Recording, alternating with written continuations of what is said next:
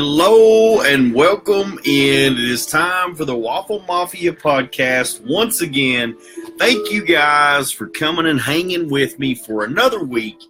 Podcast was off last week. We didn't have a whole lot going on.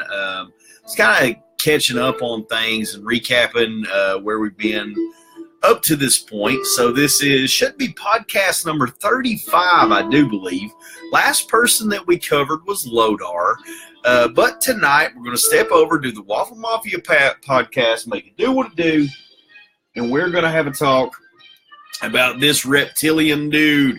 We're going to talk about Whiplash, the evil, tail-thrashing warrior. So, good old Whiplash, going to talk about him, and, of course, do what we do. I'm going to quickly run this thing. We're going to try to get it back to 30 minutes at a time. Cut down on the beers, a little less on the rhymes. Let's see what's going on, guys. Shout out to everybody who jumps into the chat room. Of course, you'll get some pod spots. We'll talk about that too. Samisha McKee, what it do? What's up, Artemis Prime? What's going on, my friend? Geoff Chiapello, what's going on, my friend? Cristobal Davila, what's happening, my dude? Mr. Simpson, no beer cutting down. Well, I mean, maybe we'll just drink faster. How does that sound? So, Waffle Mafia podcast, thank you guys for coming over. This is your weekly Waffle wrap-up. This is your Motu rundown, everything that's happening in the Masters of the Universe community, as well as in the Waffle Mafia and what's going on over here. So, with that, we'll have a little pause for the calls, and we'll have a little drink of beer. So, thank you guys for hanging out with me on a Wednesday night. We are at least back to our Wednesday night that we like to do podcasts on. I apologize. I did drag you out a few minutes late here getting it going, but hey, man, it's I'm getting better, guys. I'm getting better. I'm tightening it up a little bit. And with that, Johnson, make your mouth quit. Oh, little pause for the calls. We'll get that underway. Oh, my goodness. What's happening there, Mr. Kelly Fields? What's going on, my dude? Oh, guys. Big news earlier. Of course, we saw the teaser. We knew it was coming. It was pretty obvious when they showed the back of the chair. I think all of us that were fortunate enough to have Stridor as children, it was pretty clear that Super 7 really wasn't teasing us all that much with that picture, like we wouldn't know who that would be. So a Stridor teaser a little bit earlier in the week, and of course tonight dropping the bomb that Stridor is coming out to play. So now we will have a Night Stalker, of course.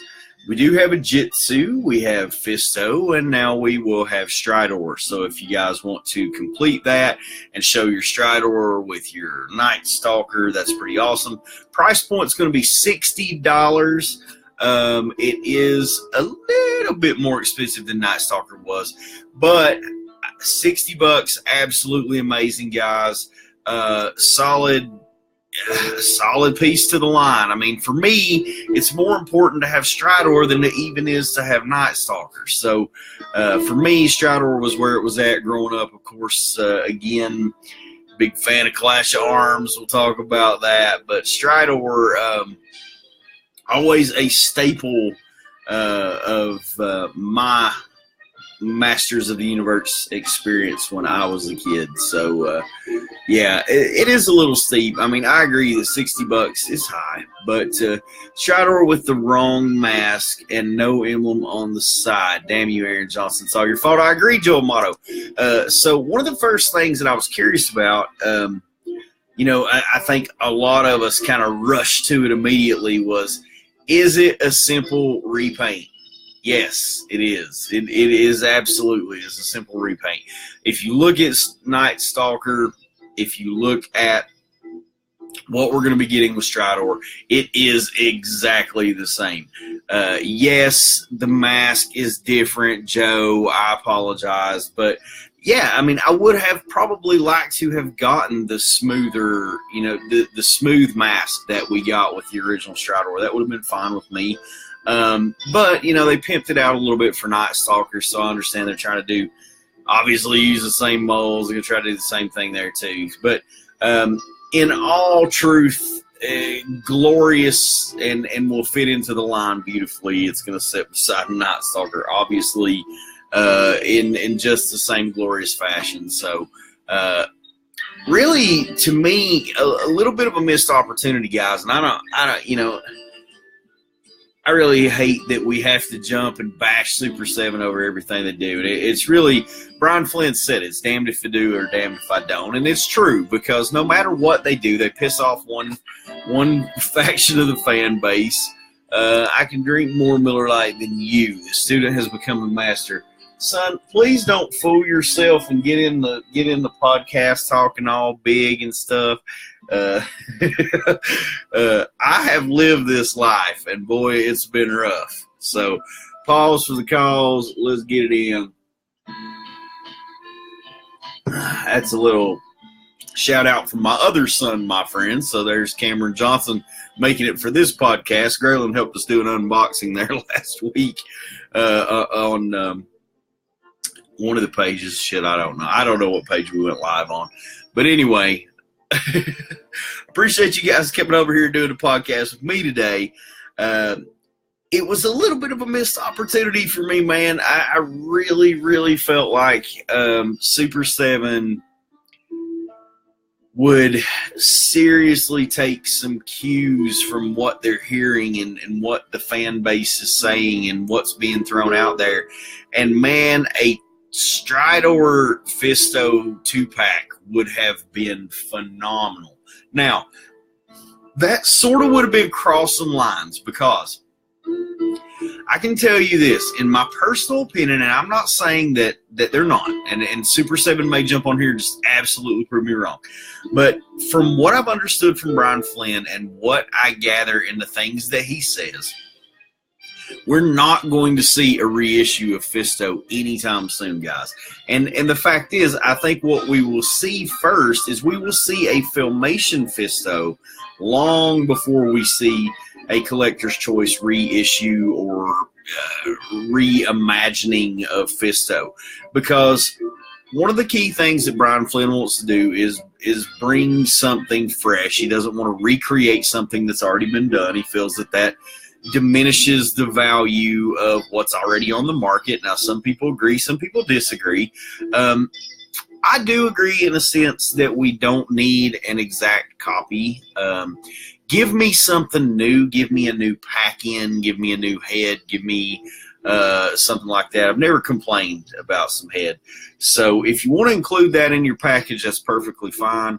But it really, I think, was a missed opportunity in a sense that, we got the Roton Skelcon sort of thing thrown together there, and you take something that you're only going to buy one of, which is a Roton, and something that you want to army build, which is a Skelcon, and you put them together in a pack, and you put the price so absolutely ridiculously high that nobody wants to buy it.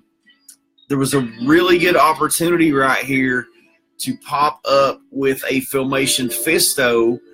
Hell, maybe cross the two lines over. Here in this particular 2-pack, you could get your Club Grayskull Fisto and get your Collector's Choice Stridor. So, I don't know, a little bit of a missed opportunity there, maybe a blending of the lines. That would have been pretty cool in my opinion. But still cool that we're getting Stridor. I'm never going to complain, especially about getting something that we should have gotten from the vintage line. Let me catch up and see what's happening there, friends of mine. I could get behind a Filmation Fisto. Dano, me too, because it would be different enough, in my opinion, to meet the criteria that apparently Flynn has to have in order to put out new figures for us. So, or to reissue a figure that we already have. So, I think that the variance between the two is so dramatic that we definitely could get that without, causing any issues there. And Ultimate's Fisto is the right to print money. He's a businessman. He's missing opportunity here. And see, Jeff, that's what I don't understand. And I'm going to go off on a little bit of a side rant here because some of you guys know, some of you guys that hang out with me in the group and talk to me in PM, and even some folks that I know in the real world. I am a businessman. I used to own a restaurant. I used to own a business. What I don't understand is a couple of these really obvious things that had I been listening to the fan base, there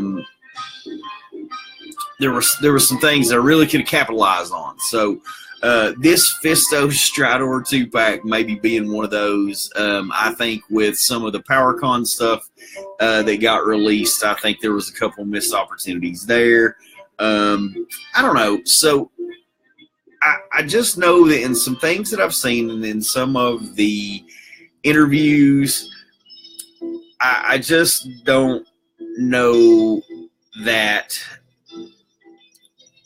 our voice is necessarily being heard to the level that a smart business, and I'm not calling Brian Flynn not a smart business person. Obviously, he's much smarter than me to be doing what he's doing and to be doing Super 7 and to be even dealing with a license from Masters of the Universe. He's clearly a much smarter business person than me. But from a fan perspective, it's hard to sit back and watch some of these things happening and know that your heart's in it. There's certain things that you want. There's certain things in the line you really want to have. And of course, it's different for different people. But when the overall consensus is, hey, please give us this, give us this. And I think Jeff's right. And Ultimate's Fisto, hell, I think the Ultimate's line in and of itself should have been a huge red flag that said, hey, these people want to buy these and they want to buy them on a vintage card back. The fan base will eat them up. So it was very strange to me to put out 5 and say, I'm done. But, either way, we don't yet know what Super 7 has for us. We don't know what the future will hold. I do like the idea of sort of rolling these waves out. I don't know if you guys feel it, but to me, it feels like Super 7 is picking up steam. It feels like things are coming out a little bit quicker. They're addressing some of the issues. There's some things that got corrected from the first wave to the second wave. So I really just think that as far as a company goes, they're doing the best that they can with what they have right now as far as we have to keep in mind they're a small company and doing all that good stuff. So missed opportunities, yes. It's not a perfect world. I don't think that we're always going to get everything that we want. But to Joe's point, and go back to the point of Strider, or the point that he made originally, yeah, I mean, there's some details that are missing. So for me, it's going to be interesting to see what the inside of that console piece looks like. They've missed it. There is no emblem on the side. There is no the shield, the helmet, the cross staffs, or the cross halberds. That's not there. So that is something that, yes, it was a very minor detail on the vintage figure. But if you look at the vintage battle ram, please tell me that Mattel missed anything on the vintage battle ram. I'm sorry, on the classics reimagining of the vintage battle ram. Absolutely beautiful. Painted detail, a lot of nice paint apps on that. Everything that we had as a kid that was a sticker is now a glorious paint app. So, again, a little bit of missed opportunity there with the Stridor. I know some people are probably going to come in and customize that thing and really pop the details out for it. But, if you look at the vintage version, though, there's not a lot of paint differentiation on that either. But stickers were there, and that's cool. Let me catch back up with you, Adam Monroe. You're surprised. I really want a Filmation attack track eventually. I agree with that, Dan. It would be nice to get a Filmation attack tracks because that's something, and I think we were talking about it in another group earlier. I think it's a fairly easy design, the cube-shaped design. Maybe Fafard was talking about it. I can't quite remember. Ultimate Fisto with face paint and arm tassels would have been epic. Joe Amato, your love for the Warrior. It's respectable, my man. Hey, wrap it up in tassels anytime you can. Let's pause for the cause. We're doing a little Enjoy the Toy this evening, man, representing. So there you go, Mr. Hummel. That's a shout out to you and Enjoy the Toy and all that stuff that you do. The shindigger, hootenannery, and slambastery and all that good stuff. It goes on over your way. And hell, every time I can, I jump over there and play. But tonight really is about the man in green and not the Candy Man, if you know what I mean. So, pause for the cause there. Okay, so one last thing about Stridor. There are links out there. I know that Joe shared it on his page. It's cool.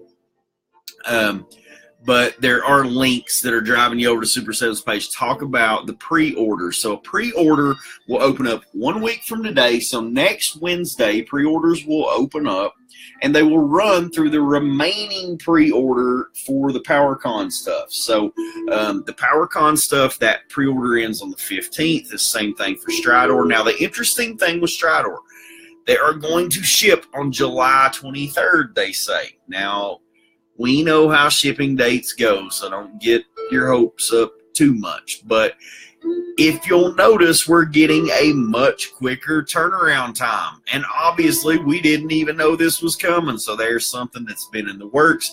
Super 7's kept it under wraps. And I really think that's the business model that we're going to see from Brian Flynn going forward, because it really pissed him off that he put out a picture of stuff that wasn't quite finished, and we tore it all to hell. So I don't think we're going to get a whole lot of sort of, this is what's in the works. I think a little more of what we're going to see is, bam, do you all like it? So, yes, we do. But we still have a few bones to pick with you. Obviously, QC's an issue. We'll see what happens with these Stridors. I don't know. What's the easiest way to get around a paint app problem? Quit putting paint on stuff. I don't know, guys, but that, to me, that's just rough. So I would like to see the detail paint apps. I would like to see the level of detail, I think, that we're used to with the Club Grayskull figures. The lack of detail is important because that's important to their design. With the collector's choice stuff, though, and the stuff that we've always deemed as classics, as the Club Grayskull stuff started out, it was Classics 2.0, but the stuff that we've always deemed as classics is very highly detailed and very important that detail exists, because that is the thing that differentiates it from the stuff in the past. So I really would like to see Super 7 with a bit more of the eye for detail on some of that stuff. But all in all, man, to find out that we're getting a Stridor this evening really has made my night. I mean, I'm not even kidding. Like when I pulled that up earlier, and the crazy thing, I got some, you guys messaging me. I had a couple people PM me about it. It was like, hey man, did you see it? And the first message I read was from my buddy, and he said something about it going wild. And I read the message, and I was like, oh Jesus, what did I miss? And of course, I get over to the page, and you guys killed it like you always do. There it is. It's already there. So I scroll down Lucky Legends to find something out. And it's like, damn, that is awesome. What amazing news on a Wednesday night that just comes out of nowhere. Dude, I was straight beaming. So, I was beaming, Ricky beaming. I was on it. But I tell you this. It didn't quite beam me. I mean, it did beam me up. That was pretty amazing. However, scrolling down and seeing that there is going to be another PowerCon edition again from Mythic Legions. Oh my God, guys, it's absolutely made my night. Now, it's not Masters, so it's not necessarily something that we would talk about on the podcast. However, it is a Masters crossover. And when we had the same crossover with Unken, the same crossover with Adamon and Keltus, I covered those too. So, man, it felt good to share that stuff with you. So we have Cowarus, I believe is how you pronounce it. Let me kick back over here and see.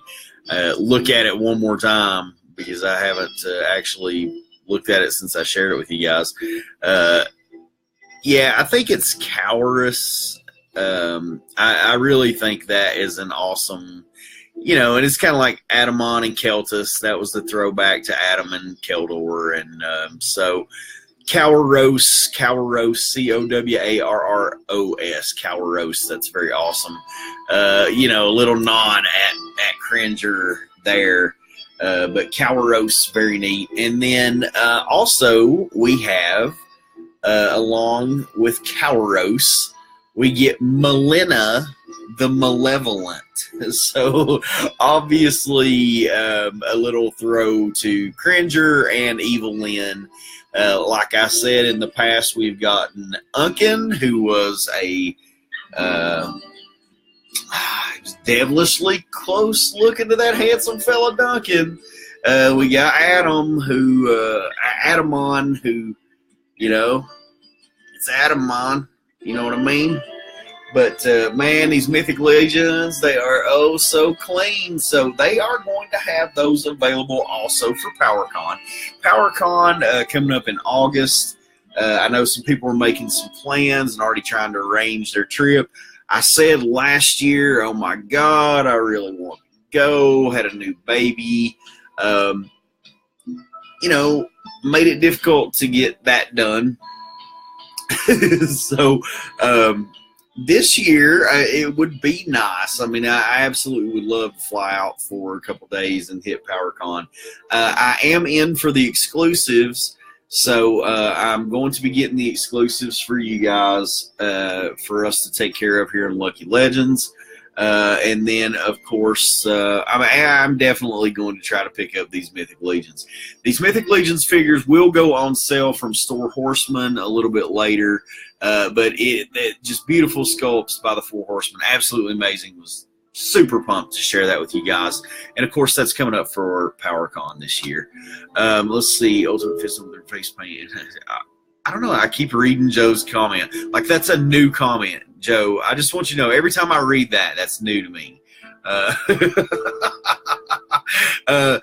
It's doing the same thing. Comments not keeping up with me like they were before. So, I don't know, man. I don't know why it's doing that. It's the wifey's Mac, so it could be that. But who knows? Either way, we got to talk about a couple of things about Whiplash, okay? So, I'm not going to keep you guys all night. I always say that, but that ain't right. So, yo, Whiplash. Good old Whiplash. Introduced 1983. He was in the Wave 3 of figures. Now, Wave 3 of the vintage figures would see some animal-like creatures. So what we saw here is we've got this reptilian Whiplash, sort of alligator-type kind of lizard monster. But we got Whiplash, we got Buzz Off, we got Cobra Khan, we got Web Store, and there was another within that line, or within that particular wave. I can't remember the last one, but anyway, it was from a line of sort of animal-inspired figures. So Whiplash being one of those. Now, Whiplash was a very obvious parts reuse. The only thing here that was new or sort of sculpted different was the head. so the head was new. And, of course, we got this nice tail back piece that was added in. It's the first time we saw that. Just making slots in where the plastic came together there and sort of fitting this piece over and then clamping the two pieces together to close them up. So very interesting design. If your guys were anything like mine, you start getting, after excessive tail whip, you start getting tears, your back starts breaking down a little bit when your tail starts whipping around. But all in all, one of my favorite figures as a kid, mainly because of the colors. And I really liked it because super bright green. He has this bright orange. He's got the blue trunks, the blue boots. Parts reuse for this guy. He's a complete reuse. We have buzz-off legs. So if anybody's never paid attention very closely, Whiplash is buzz-off. So we have buzz-off. We have the exact same body for Whiplash. We have the exact same legs. But what we do have is we have the Skeletor arms for reuse. So that's the monster arms there. And then a newly sculpted head. So a lot of things in that line saw parts reuse. Clawful was the other one that we didn't say. So Clawful, of course, he has the same legs as well. But Whiplash, packaged 83, is very interesting evolution of this character because in the beginning he wasn't Whiplash at all. In fact, he was never actually called Whiplash. He was first originally released and not necessarily as a figure, but simply as a concept as Lizard Man.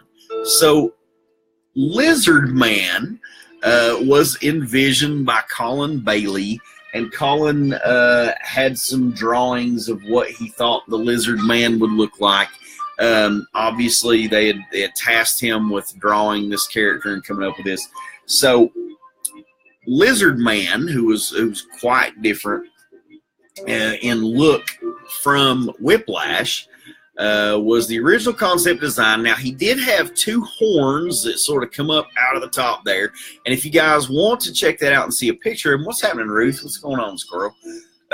If you guys do want to see a picture of him and see what he looks like, that concept art, you can check it out on Battle Ram blog. Just search Battle Ram blog. You can go to the index there, look up Whiplash. So it's a big shout out to them. Appreciate you guys giving me a nod on Twitter. That was cool. I appreciate that. So Battle Ram blog,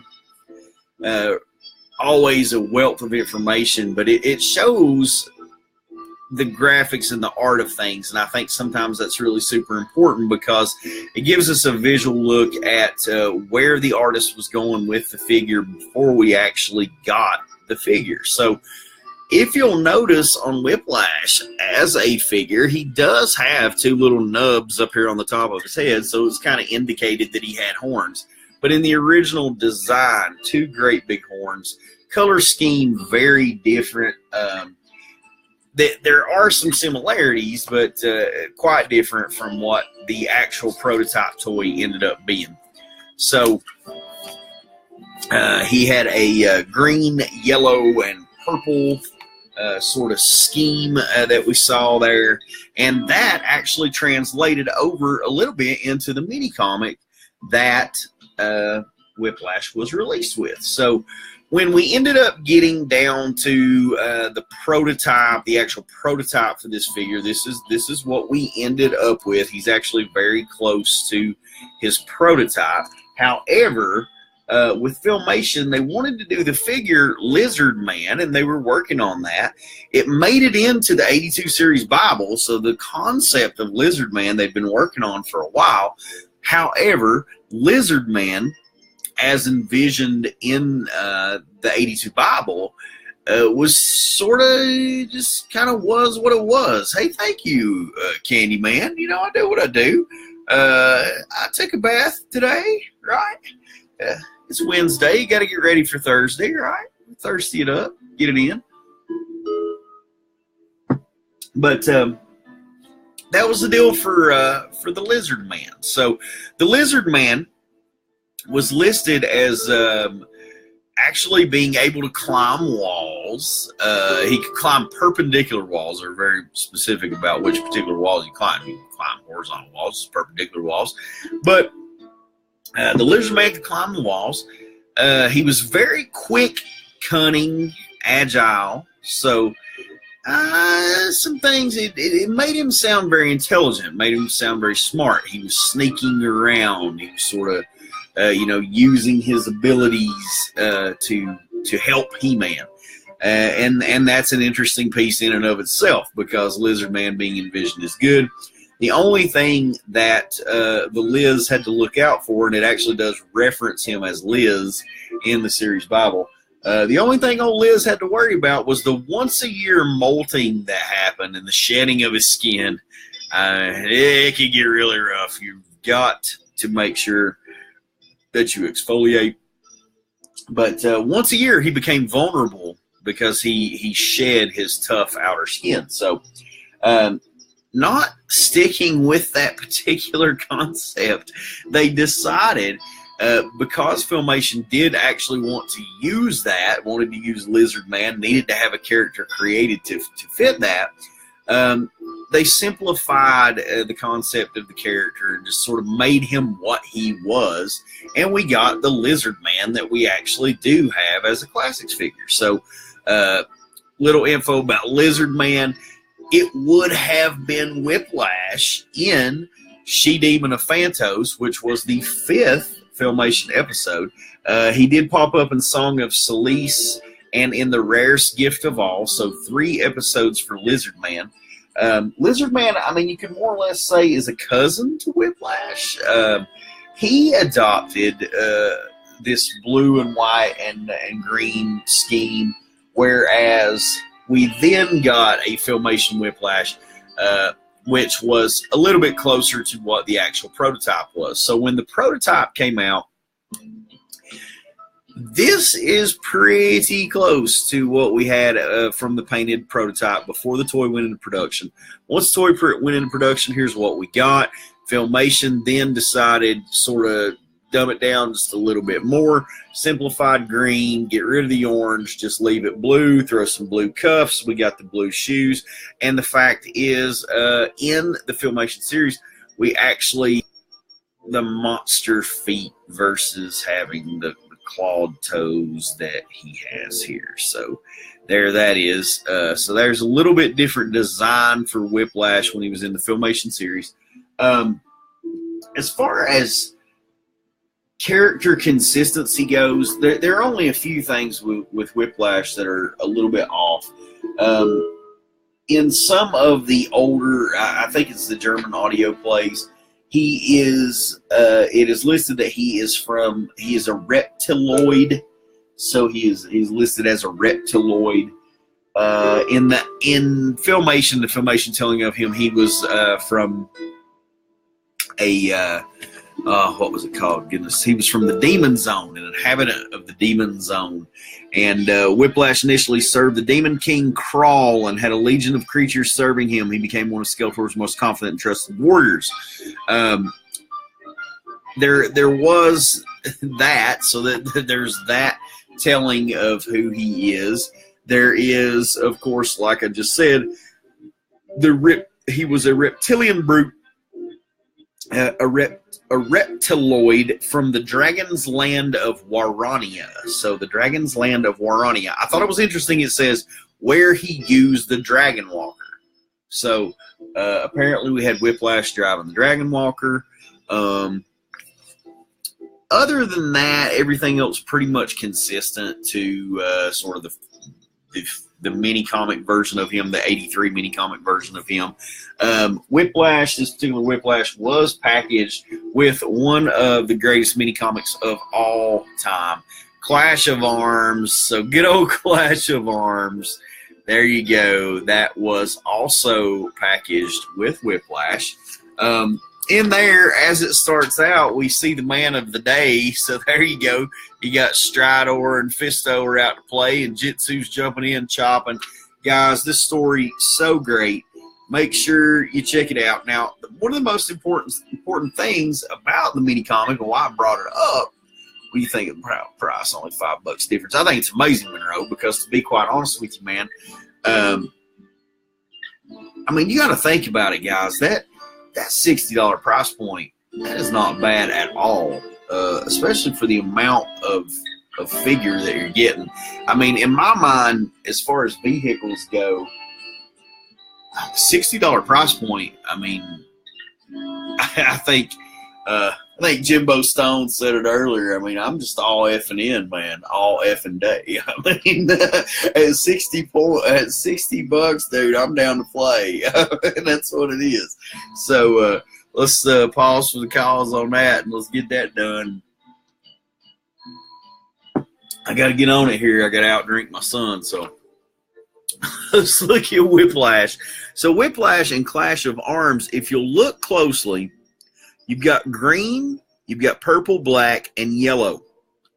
This is very interesting because those are the colors of that particular concept character that Colin Bailey did that we were talking about earlier. So that he was sort of these garish, really bright purple, white, or purple, yellow, black, green color. So that actually translated to the mini comic because at the time they were working on, the concept and just took some of the colors from it and used it there. He would be depicted later on in his correct colors or what you would consider to be his correct colors. I actually kind of like this version of his colors here. I think it'd be cool to see a Whiplash custom that followed this particular color scheme. That's kind of cool. The only other real telling as far as things that I would want to touch on with Whiplash is the 2002 MYP, because in MYP, it is the reason that we got the pack-in that we got, where we got this extra head. So here with Whiplash, you have the extra head. This is the 2000X head. Oh, good Lord, for Whiplash. And he is affixed with a new accessory. So that is a new weapon, a 2002 MYP weapon there. But so in that series, you have a bit of a different looking Whiplash. Whiplash is a bit larger, meaner, more menacing. He is a Caligar, so not a reptiloid in this particular telling. He is a Caligar, so he is the son of the Caligar King. Sort of gets a little bit upset. Let's see what we got. Well, that's actually in the Classics telling. In the MYP telling, it doesn't give us a whole lot of backstory other than he grew up in the underworld of Subternia and was resented by his people. Caligars having been portrayed in the past. So the Classics bio is where we get into a little bit of story of Torrent Krazut, which is the other name that they give to him, Torrent Krazut. I have no idea why or what in the world that would ever mean. But Netlech, man, you know what it be. He was once Torrent Krazut, son of the leader of the Caligars. When his father died, his older brother Ceratus took over. So, or Ceratus, or however you guys like to say it, but Ceratus is what I call him. In the MYP story, the Caligars is pretty cool. You had the telling of that. I really like that story for Whiplash myself. I don't necessarily need to have sort of the brother thing as far as fighting over who's going to be the heir to the throne, but I like the idea of him being a Caligar. I don't think just saying a reptiloid race really doesn't do that much for me, but I'm cool with the Caligar concept. I'm cool with the Avionians and all the different races of people doing what they do. I think that's a little more towards what Masters was shooting for, that there are these different types of creatures, these different types of people out there. But there he is with the 2000X heads, a little nod there to the 2002 MYP version of Whiplash. So that's our Whiplash discussion for tonight, guys. I really didn't. There wasn't really too much depth to get into with Whiplash. He is a very in-depth character. As far as the things that he does in Filmation, he's very much relied on as a henchman. Same thing with MYP, but I don't know. I'm not a big fan of the dull, lackey concept of having somebody that's just the big, dumb, dull wit who's just there for brute force. But if it was anybody in MYP swinging that monstrous tail and smashing things, he was a very formidable foe, very well done. And tomorrow's Thursday, and it's Thursday. And I see you right here, son. So thank you guys for coming and hanging with me. What's up, Wally Cat? What's going on, my friend? Oh, Dano. Melina, that evil Lynn. I agree, man. Mythic Legions has just graced us this evening. We even got a little blessing from Super 7. What more can we need? Going to give us some Masters-looking stuff and a pretty cool-looking steed. So there you go, guys. Go pausing on out. This beer here is done, and if you need drinking lessons, just ask my son. I appreciate you guys. Thanks for doing what we do. It's some Waffle Mafia, baby, and we're on Pop Culture Network too. Check out Fans of Power with Mr. Joe Amato and Mr. Tyler Baker, always doing what they do. Check out the Masters of the Galaxy podcast too. Make sure you come over, hang with me on Thursday night and Syrupy Saturday, man, if that's all right. We do the Waffle Mafia, baby. Y'all know what it be. Come over here and hang out at Lucky Legends with me. I appreciate you guys. I love y'all, and we'll talk to you later. Peace. We'll see you tomorrow because it's Thursday at least.